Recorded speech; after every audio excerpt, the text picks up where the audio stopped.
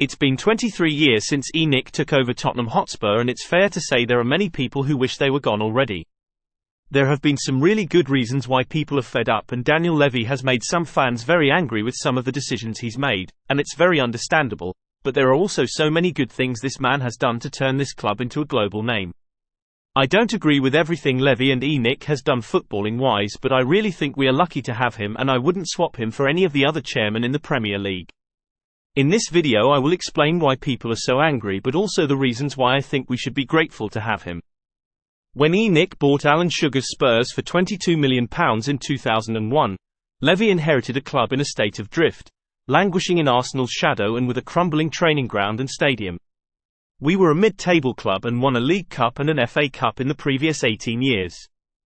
So to get this point across, since 1982, pre-Levy era, we only won one FA Cup, one League Cup and one Europa League Cup. So to sing "We want our Tottenham back" is a bit harsh considering where we are now, and how much bigger this club has become. Let's look at why fans are so angry with Levy. They say Levy treats the football club like a business, not like a football club.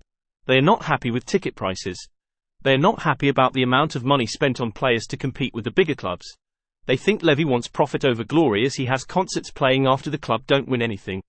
And worst of all, they hate that he was making all the football decisions and not paying the asking price for certain players and going for the cheaper option. We have not won a trophy since 2008, and the fans are now blaming Levy and ENIC for not being more ambitious and not backing managers to go on and win something even when they are in a good position to do so. Like it or not, Tottenham Hotspur Football Club is a business, and like any business, if you can't pay the employees, staff or bills, then you will eventually go out of business, which would lead to no more football club. For years before Levy, we were a club that were always finishing mid-table or lower and winning an occasional cup, but there was no plan, no structure in place to run this club in a way to make it sustainable to compete with the bigger clubs. Any time we had a good player, they would be sold to those bigger clubs, as we couldn't afford to give them higher wages and keep them happy. The only way to rise up without going into debt was to find a way to generate more money into the club. Levy has built a £1 billion stadium and a state-of-the-art training ground. Used these assets to generate income from other sources like concerts and the NFL, to pay back the debt of the stadium. Then any football profits can go towards the club, which in my opinion is very clever, and it also shows he does want success for Tottenham. Under Levy we have reached a Champions League final. Before him I could only dream about being in the competition. He has built us up to be a global brand, and we are now competing more near the top than ever before, and all this whilst still being a sustainable club, which has led to us being nearly the only big club not in trouble with FFP. This leads me to why we should be grateful to have him at our club. Yes, he has made some bad decisions, I'm not disputing that, but he needs to take huge credit for where we are now as a club.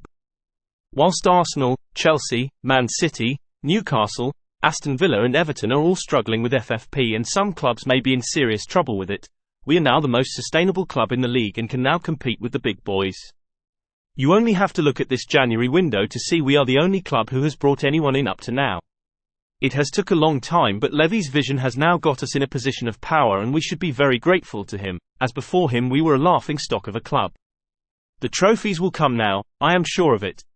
To end this video, I want to give you this scenario to see if you Levy out fans would be happy with this.